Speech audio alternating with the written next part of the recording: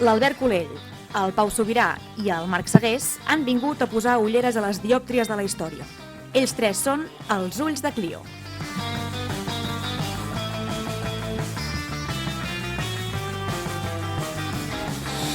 Poques expressions més catalanes hi ha que el binomi seny i rauxa. Els últims ulls de Clio va ser tot rauxa, excessos, follia, va ser desenfreno total perquè era carnaval, però com a bons catalans i avui sobretot com a bons solsonins posem ordre. Perquè sí, som aquells joves capaços d'anar de cap per avall per carnaval. Company, sí, va ser així? Va ser així. Però també som aquells que, sense necessitat de ser creients, perden el cap quan a la seva ciutat hi arriba un bisbe nou i senten devoció boja per una verge. Us ho explicaríem, però tampoc tenim tant de temps, per tant anem al gra. Avui tenim un altre programa especial, aprofitant que ens acaba d'arribar un nou bisbe a la ciutat de Solsona en substitució del molt honorable Xavier Novell. Avui farem un repàs de la història del bisbat de Solsona, us presentarem qui és aquest nou bisbe, Francesc Conesa, i jugarem, com sempre, amb el Pau. Per tant, Pau, Albert, bon dia. Hola, bones. Bona tarda. Comencem amb una pregunta molt concreta. Us ha passat mai pel cap ser bisbes o capellans? Home, ser bisbe és anar molt fort, Vull dir... Doncs dedicar la vostra vida a ser capellà, sacerdot, monjo... Sí, però cap d'aquestes opcions que dius, sinó més aviat monjo. És a dir, algú que viu aquesta vida contemplativa, vivint en un monestir reclòs, sense res que el molesti, seria una vida tranquil·la. No, jo no m'ho he plantejat mai. Jo sí que crec que si hagués nascut en un altre segle, potser hauria estat capellà, bisbe o algun altre càrrec. També era com l'opció per poder estudiar una mica en temps remots. Jo tinc una anècdota i és que un dia el meu avi, vaig anar diumenge a dinar a casa dels avis i em diu: Marc, avui he somiat amb tu. Diu, i he somiat amb una cosa bona i una dolenta. Dic, comença per la bona, diu, arribaves a casa i em deies que t'havies fet capellà. Dic, sí, i això és la bona? I diu, sí. Dic, i quina és la dolenta? Diu, que no t'hi veia gaire. Per tant, si no m'hi veu el meu avi, no m'hi dedicaré. T'haurien dit malaguanyat. Sí. No seria el primer malaguanyat que li diuen, Bé, continuem. Per tant, si us sembla, comencem.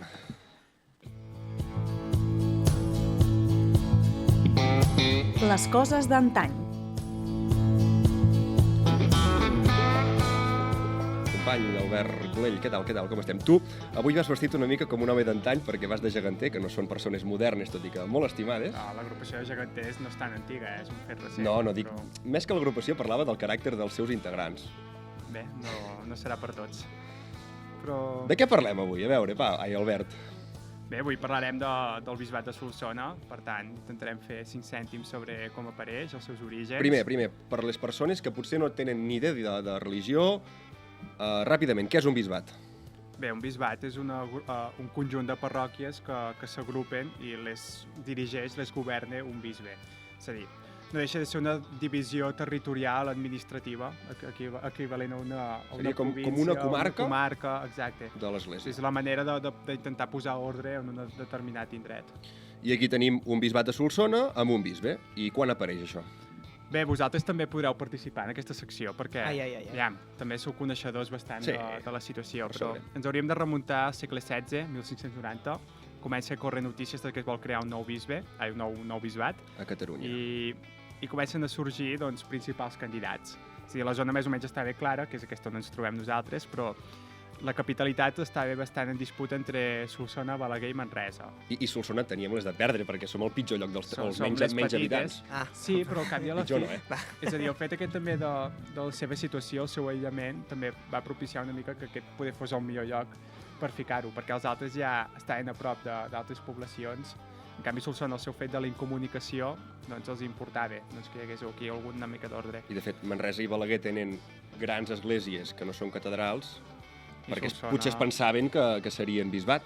I Solsona té una església que, aviam, no és lletja, però n'hi ha de millors.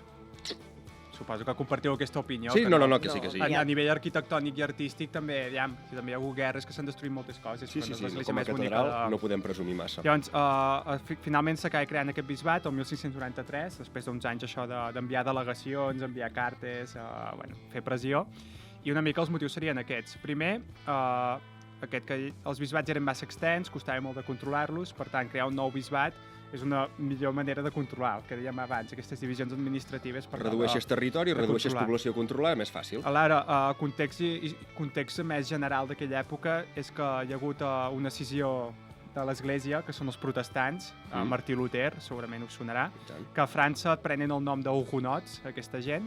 Hi ha unes guerres de religió a França, hi ha entre catòlics i aquests nous protestants, i hi ha por que aquests protestants doncs, acabin de traspassar el Pirineu i entrin a Espanya, regne catòlic per excel·lència. Això no s'ho poden permetre. Per tant, també aquest nou bisbat també és una nova forma de control sobre aquest territori. Llavors, un cop neix el bisbat, què podem destacar? I l'últim element, però, perdona. la decadència que hi havia hagut abans de la catedral. Hi havia una canònica, una mena de monestir amb monjos agustinians.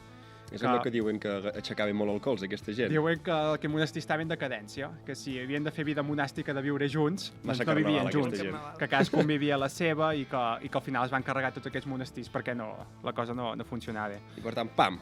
Hi ha un refrany, nou de fet, bisbat. Sí? Monjos de Sant Agustí, 2 caps en un mateix coixí. Aquí ho deixo. No només els de Sant Agustí, company. Llavors, es crea el bisbat, totes les rendes que formaven part d'aquest monestir passen a formar part del bisbat, l'antiga casa de l'abat del monestir passa a ser la casa del bisbe, encara no palau episcopal perquè no està bé com el tenim ara, i d'on surten les terres del bisbat. En teoria, el bisbat de Vic n'havia de donar 258, en dona 114, i el bisbat d'Urgell n'havia de donar 40 i en dona 21, sí. És a dir, el bisbat de Solsona hauria de ser molt més gran del que és. I qui, és a dir, ens donen molt menys del que ens haurien de donar. Sí, ara podríem anar a reclamar a cada bisbat, escolta. No, perquè al final crec que ja es va arribar a un acord i se'n van acabar, mica en mica en van anar cedint, però al principi eren molt reticents a tot això. Normal, qui vol perdre? Heu de pensar que hi ha un bisbe el 1626, per exemple, que comunica que hi ha pobles que tenen una gran alegria en veure'l perquè mai han vist un bisbe. És a dir, el fet que els bisbats eren tan grans feia que hi hagués pobles que en 100 anys no veiessin cap bisbe. És com la gent que veu el mar per primera vegada, exacte. Doncs igual amb un bisbe. Llavors el primer bisbe es diu Lluís de Sants. El cas, però, és que propicia aquest bisbat. Propicia, vulguem o no, que hi hagi noves dinàmiques, impuls a activitats artístiques, religioses, culturals, i una d'aquestes coses és que es crea una universitat a Solsona, el 1620. Hi havia un col·legi que era regit per dominics, que es deia Col·legi de Sant Miquel i de Sant Gabriel, l'actual Consell Comarcal, perquè ho tingueu present els que no ho coneixeu gaire, que aquest col·legi s'eleva a universitat. Passa però que és una universitat on només s'impartia medicina, lleis, és a dir, dret civil o canònic, teologia i filosofia. Què hauríeu estudiat, vosaltres, d'aquestes? Si haguéssiu pogut anar a la Universitat de Solsona el 1620. Medicina, lleis, teologia o filosofia? Jo crec que filosofia. Filosofia sí. o lleis? Filosofia. És que teologia potser depèn de com, teologia té el seu d'això, d'enriquir-te amb coneixements. Sí. És a dir, medicina cap dels tres, queda clar. No. Llavors el bisbat continua, va avançant, hi ha un nou bisbe que es diu Miguel de los Santos, que aquest en teoria és molt potent, que acabarà sent virrei fins i tot de lo bo que era, i arriba a Guerra dels Segadors. Aquí hi ha un problema, i és que a Guerra dels Segadors, que n'havíem parlat en algun altre episodi, el bisbe no és gaire favorable a la causa catalana i se'l convida a marxar, i finalment aquest bisbe mort a l'exili a fora, i el curiós és que França nomena un bisbe, i Espanya nomena un altre. I cap dels dos, però, pren possessió del càrrec. És a dir, hauríem hagut de tenir 2 bisbes i cap dels 2 acaba venint. Sí, cap dels 2 ve. Perquè cada rei en nomena de diferent. Hi ha un buit entre el 1644 i el 1655. Passada la Guerra dels Segadors... Però això són molts anys sense bisbe. 11. Passada la Guerra dels Segadors, continua avançant tot, i el problema és que molts bisbes són castellans. Sempre és un problema, això. I què passa? Doncs que hi ha un d'aquests bisbes que declara que no podia predicar perquè el poble no l'entenia. Clar, la gent no parlava castellà. És a dir, la gent abans aguantava misses en llatí que no entenia, però en castellà no, eh? Però castellà no, que no l'entenc. I avancem i arriba la Guerra de Successió, on el nostre bisbe es declara partidari a l'arxiduc Carles d'Àustria. Molt bé. I a la seva mort, el 1708, ens tornem a trobar amb 2 nomenaments. L'arxiduc nomena un bisbe, el rei d'Espanya nomena un altre. I què acaba passant? Qui pren possessió? El que és nomenat per l'arxiduc passa però que quan acaba la guerra Espanya se l'intenta carregar, no pot, Roma diu no, és que és aquest, i ho han de respectar. Molt bé. I així van avançant. Després de la Guerra de Successió... Aquí el poder religiós venç el poder polític. Poques vegades passa. I cada vegada es van de maneta. I Cervera, després de la Guerra de Successions, intenta prendre la capital del bisbat. ja que van aconseguir agafar la universitat, doncs també intenten ser seu de bisbat, però no se'n surten. No. Ja és del segle XVIII que arriba més calma, prosperitat econòmica, que hi ha dos bisbes importants, que es diuen Mezquia i la Sala, que aquests faran grans obres, segurament us sonarà, si més no, el Palau Episcopal, arquitectòniques, obra de la Sala, i que també posen molt ordre, no hi ha només això d'edificis arquitectònics, sinó a nivell administratiu. 1810, fet important, una nova guerra del francès, i es crema la catedral. El bisbe del moment, Pere Nolasc... Ens la cremen. No es crema. Ja, aquest es crema, és com generació espontània. No. És a dir, el bisbe fuig al santuari de l'Hort, es tanca allà dalt, Pere Nolasc, i entra el general francès que es deia MacDonald, recomanació, les coses que portin el nom de MacDonald mai són bones, doncs entra en MacDonald a la catedral i es veu que diu en francès, no el parlo jo, catedral sense bisbe, caleu i foc. I es carreguen la catedral. De fet, si entreu a la catedral, es pot veure encara. Si mireu les claus de volta, veureu que hi ha claus de volta més noves, n'hi ha de més velles, per culpa de l'incendi. Molt interessant. I aquí entrem a un episodi curiós, Guerres Carlines, en què hi ha una mort molt curiosa d'un bisbe. A veure, fot-li. Mossèn Benet Tristany, ufanós amb el seu cavall, va passejant tot feliç per dintre el nucli antic i gira molt ràpid per una cantonada i topa amb una mula que portava algú a sobre. Aquesta mula que portava algú a sobre s'esvera, s'aixeca i cau el senyor que hi havia a sobre. I el senyor qui era el senyor que hi havia a sobre? El bisbe de Solsona, bisbe Tejada. I cau de cap a terra? I el bisbe Tejada no sobreviu. Crec. Però com que era mossèn Benet Tristany. Qui li diu alguna cosa a mossèn Benet Tristany? Mossèn Benet Tristany, farem tall d'això i ho l'etiquetarem a Twitter, es va carregar un bisbe. I el moment crític pel bisbat és 1851, quan un concordat entre el Regne d'Espanya i la Santa Seu decideixen carregar-se el bisbat. Per? Per redistribució de parròquies i tot. Però acaba tornant. I després de molt insistir aconsegueixen fer-lo tornar, primer com a administració apostòlica, que és el que hi ha hagut ara amb el bisbe romà, el bisbe de Vic, i finalment ja sí que recuperació plena el 1933, el bisbe Comelles, perquè com que hi havia la Segona República i s'havia trencat relacions entre Estat i Església, doncs l'Església tira pel dret i aconsegueix recuperar-ho.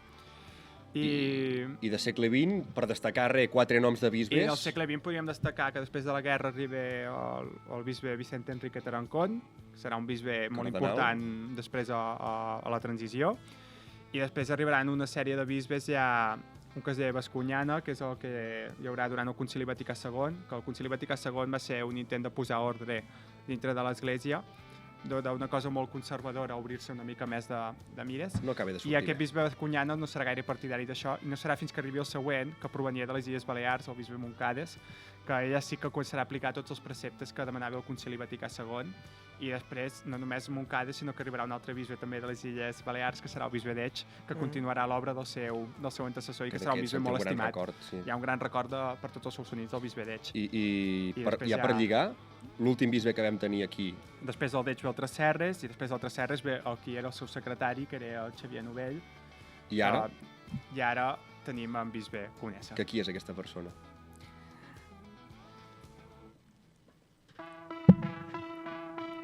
La premsa llegida amb binocles. Doncs Xavier Novell no va sortir massa ben parat del bisbat de Solsona, no cal comentar el per què, Albert Colell. No cal comentar el per què. Ja, segurament ho sabrà tothom, no? Sí. Jo diria que sí. Si no, el trobareu a alguna guarderia d'aquí poc a Súria.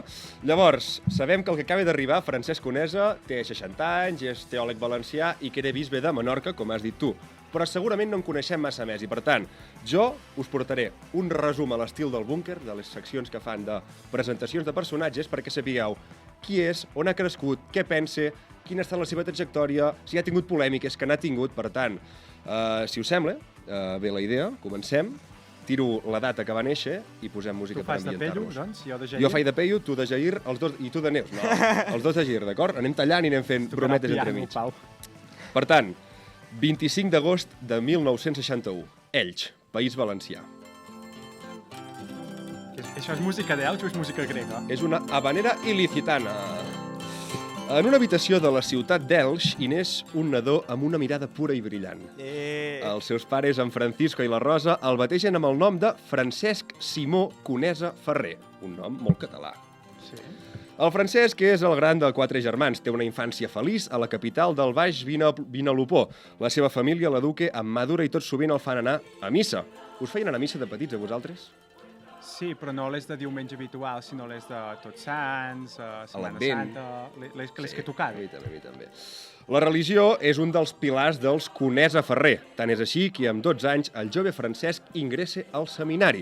Entre sotanes i creus allà hi cursa els estudis obligatoris, el batxillerat i hi fa filosofia. El Francesc és un estudiant excel·lent i sembla que al seminari hi ha trobat la seva vocació. Decideix dedicar la seva vida a servir a Déu. Allà al seminari completa els estudis de preparació per ser sacerdot i al cap de poc temps a la basílica, sota l'atenta mirada de Santa Maria d'Elx, es converteix en capellà. A Elx hi fan una festa molt ben parida, el Misteri d'Elx. Sí? Està declarat Patrimoni de la Humanitat. Busqueu a YouTube, si no. És molt xulo. Molt interessant. Doncs precisament el primer càrrec que ocupa és el de vicari de la parròquia de la Nostra Senyora del Carme d'Elx. Però el Francesc té ganes de formar-se més, d'anar més enllà, i és per això que, atenció, amb 26 anys comença els estudis de filosofia, el que hauríem triat nosaltres, i lletres, a la Universitat de Navarra, un centre educatiu gestionat per l'Opus Dei. Què? L'Opus Dei, a veure, molt d'esquerres no són aquesta gent. Ja de tot a la vinya del senyor. És l'ESADE de l'Església. El jove Francesc surt d'allà amb unes idees conservadores i molt format, doctor en filosofia i teologia. Diuen que és tan capaç que la seva última etapa d'estudis la compagina amb la de mestre de filosofia i teologia al seminari. Amb 33 anys, el ja doctor Francesc el fan vicari de la parròquia de la Immaculada de Sant Vicenç de Raspeig i 3 anys més tard de la Nostra Senyora de Gràcia d'Alacant. Déu-n'hi-do a l'hora de posar noms de parròquies. Són llargs, eh? Sí, no? I molt rocambolescs. Però el càrrec que més li dura, ni més ni menys, és el de vicari general d'Elx, de la seva ciutat natal. L'estrena amb 27 anys i l'ocupa durant 16 anys. Nosaltres, que som una generació precària, mai tindrem una feina durant 16 anys. Amb 27 anys ja saber què estaré fent. Com veieu, la seva carrera passa totalment al País Valencià. Però la vida de Francesc Conesa es comença a enlairar el 2012, fa 10 anyets. Amb 50... Agafa un avió. Mira, poca broma. Amb 51 anys el nombren prelat d'honor de sa santedat del papa. I 2 anys més tard el fan rector de la Basílica de Santa Maria d'Elx, l'església que el va veure convertir-se en capellà. Tot es tanca, però, com deies, Pau, el salt definitiu el fa l'octubre del 2016, quan passa de ser rector a convertir-se en bisbe. Això és lo que som. Ha entrat Tomeu Penya a l'estudi. Com pot ser millor? Gran meteorologora. Oi. Se'n va cap a les Illes Balears. El seu destí posa rumb a Ciutadella. No té una vida tan feliç i tan alegre, segurament, com la de Tomeu Penya. Fa enveja aquest home, Tomeu Penya. Amb 55 anys, el papa Francesc I el nomena bisbe de Menorca i el seu company cardenal Cañizares, també poc sospitós de ser progressista, li fa prendre possessió del càrrec a la catedral de Ciutadella i ho fa sota un lema episcopal, servidor de la vostra alegria. Només arribar es defineix com un servidor que vol fer d'una església amb les portes obertes per a tothom. Bé, no?, a priori? Molt bé. El que ha de ser. Comencem bé, sí, De fet, sí. avui també, el dissabte també ho va dir al seu sermó. Una de les primeres coses que fa en agafar la mitra és visitar quasi totes les parròquies de l'illa de Menorca. En els seus primers sermons reclama diàleg social, cuidar el medi ambient, que s'inverteixi més en educació i salut i reduir la despesa militar i acabar amb el treball precari. I un temps més tard, Albert, això t'agradarà, el bisbe Francesc demana a les administracions que intervinguin al mercat immobiliari per facilitar l'accés a lloguers assumibles. Sembla un bisbe progressista, no? Fins aquí tot bé. Dius, hosti, Objectius superclars. podria ser de la CUP, aquest. Però no us deixeu endur per les presses. Recordem que el nostre Francesc ha estudiat a l'Opus Dei i és col·lega del Cañizares. Més endavant diu que l'eutanàsia és un crim contra tota vida humana i que sempre és un fracàs per a tothom. Però aquesta no és la polèmica més gran que té. Aquí hem d'estar atents perquè ara ve el marro gran. Un temps més tard, com a bisbe de Menorca, el nostre protagonista fa fora una catequista, la fa fora, la Carme Mascaró, perquè s'havia casat pel civil amb una altra dona. Una revolució s'encén a Menorca. En 4 dies es recullen 970 firmes a favor de la catequista. Entre els firmants hi ha monges carmelites, treballadors de Càrites i catedràtics. Diuen que aquesta destitució no és pròpia de l'Evangeli, sinó tot el contrari. La consideren exclusió, intolerància i discriminació. El bisbe Francesc surt al pas i respon que amb el matrimoni civil, amb la seva esposa, la Carme demostra que no accepta els ensenyaments de l'Església sobre la sexualitat, el matrimoni i la família. Per tant, no creu convenient que ensenyi la fe en nom de l'Església i la parte. I aquest és el merder principal que té Conesa a Menorca. Que a veure, aquí per fer un petit punt i per a la història, no sé si un viceprogressista podria acceptar o li farien acceptar que una dona casada amb una altra dona pel civil fos catequista. És que tampoc ho veig tan inconvenient, vull dir... És a dir, tu pots...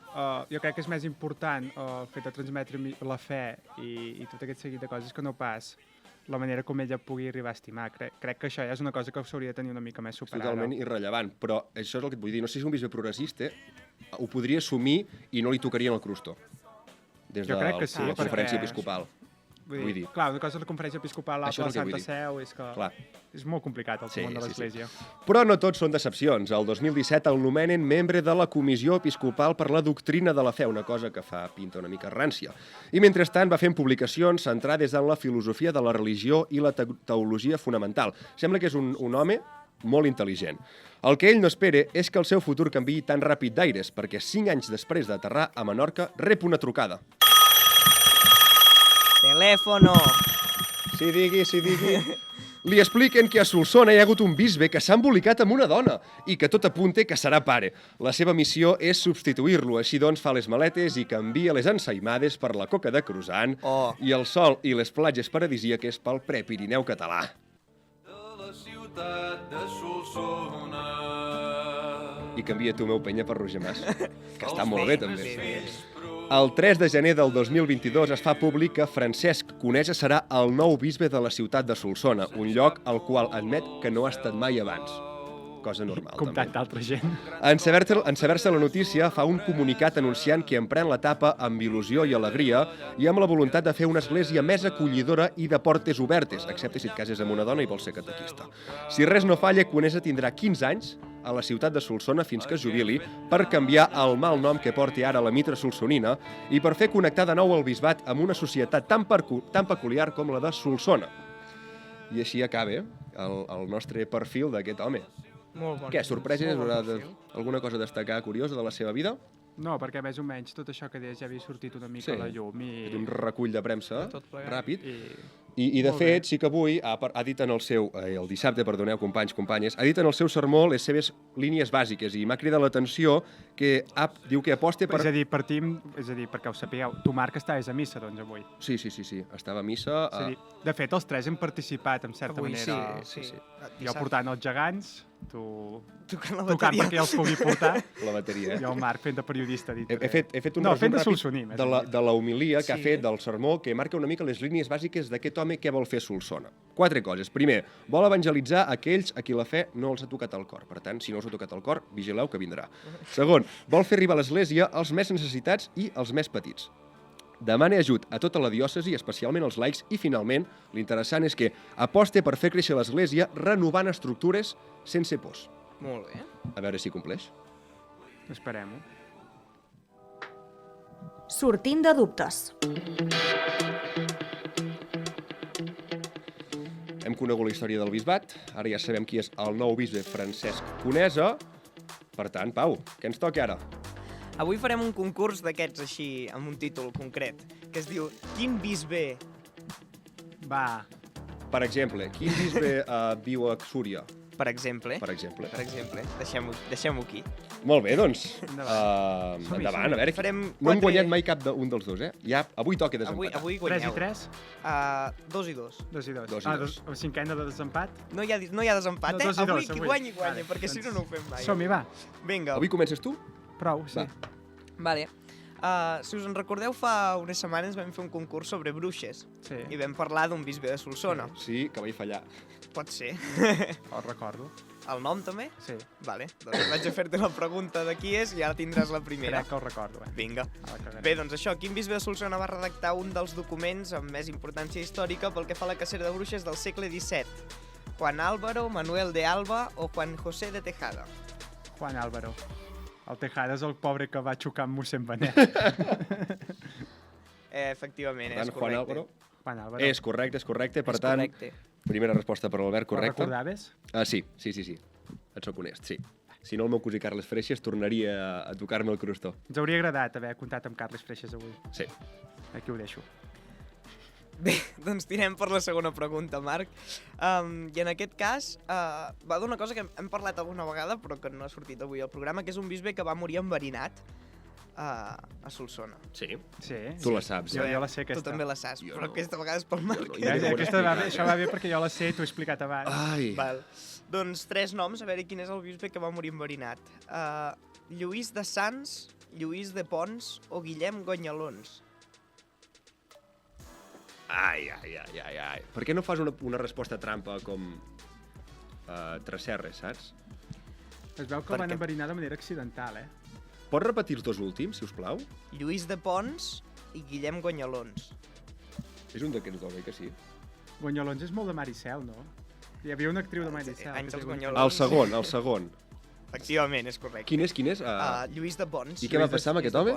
Lluís de Pons tenia un mal de panxa i va demanar a la crec que d'haver menjat massa o que no se li havia posat alguna bé, i va demanar a l'apotecari, que ara no recordo com es deia, que li preparés un purgant, és a dir, alguna cosa per acabar de pair o per expulsar.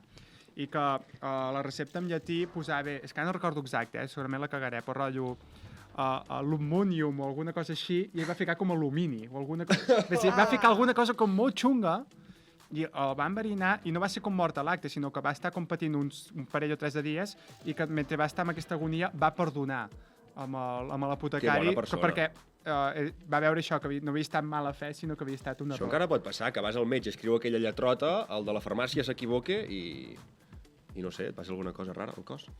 Per exemple. 1-1, va, que 1-1. encara empatarem una altra vegada. Anem a per la tercera, Albert.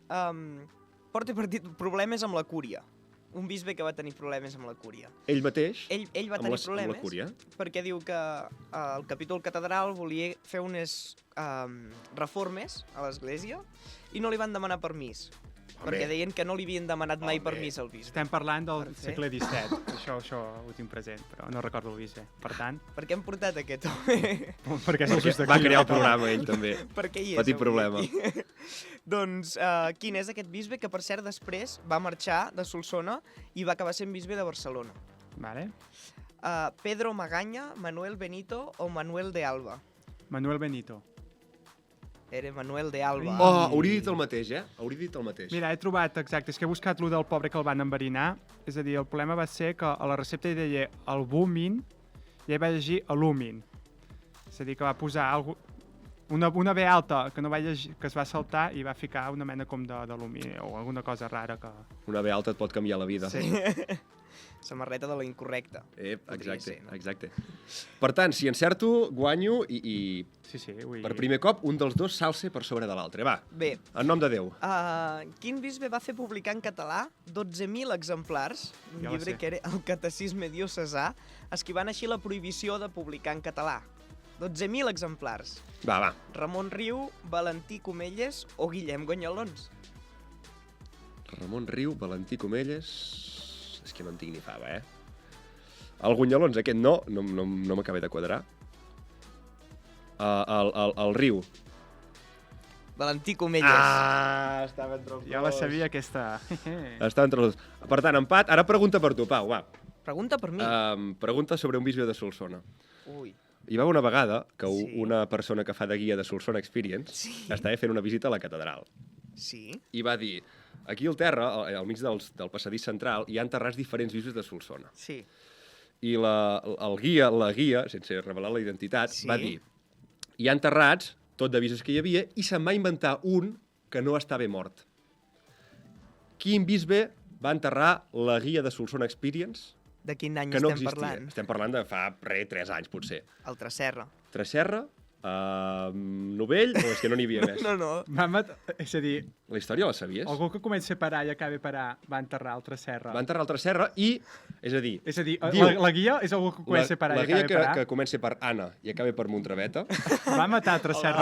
va dir, aquí al passadís central de la catedral hi ha enterrat molts bisbes, entre ells Quan hi ha 3, hi ha el Comelles, El el Deig. Montcades i el Deig. el Deig, sí. Diu, i també hi ha altres serres, i una persona del que portava la visita li diu, no. Crec que no. Diu, jo sóc parent del Tresserra i està viu. Això va passar. I a més, quan va morir, que fa poc, fa Sí. un Ara sí parell que és d'anys, mort, el van enterrar a Granollers, el seu El poble. seu poble. Per tant, van matar a Tresserra.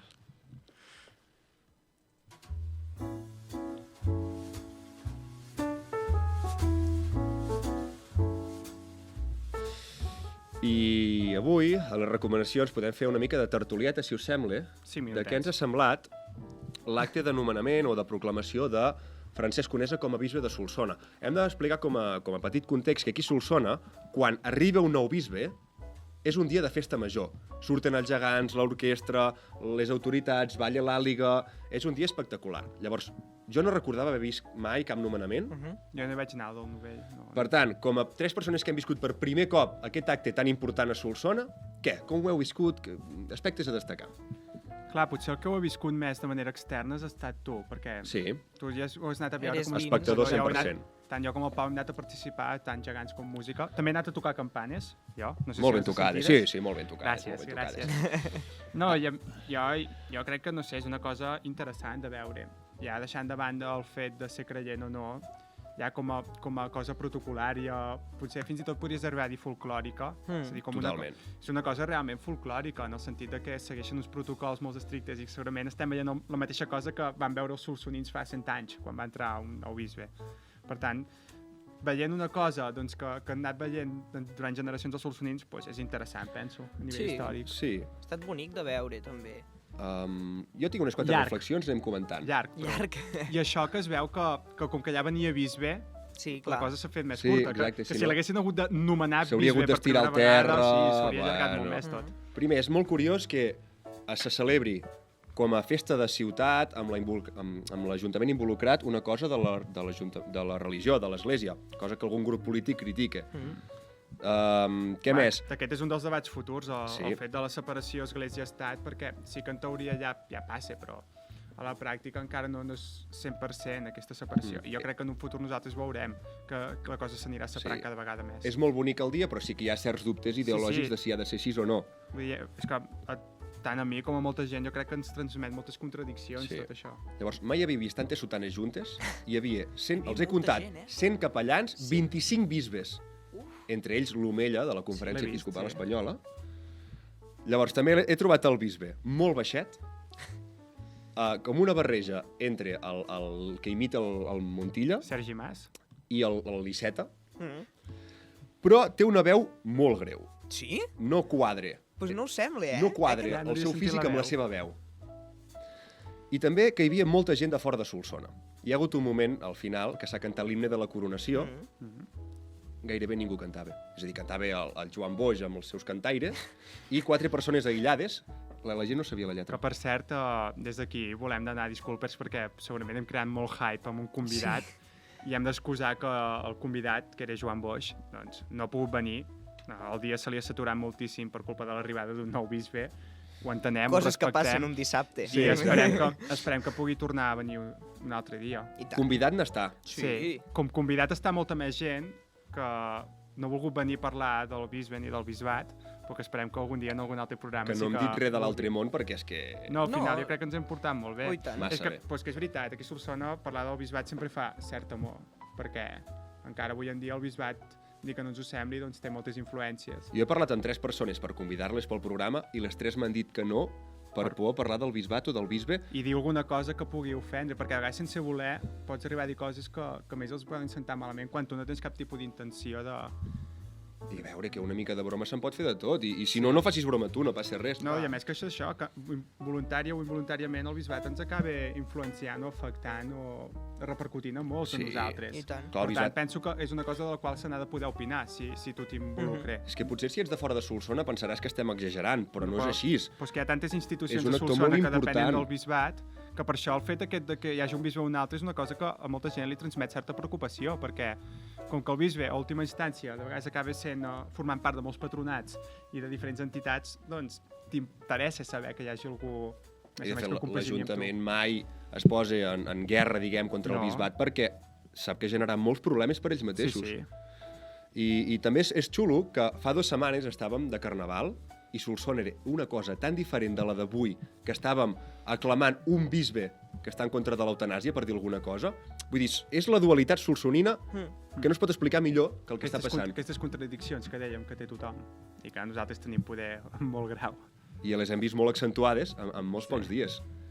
Però res, ara ja esteu informats del bisbat, del bisbe, de tot el que vulgueu saber i més. I us I tant. recomanem Ràdio Estel, per dir Ràdio alguna Estel. cosa. Ràdio Estel. Ràdio Estel. Pues Ràdio Estel. i tanquem els ulls de Clio.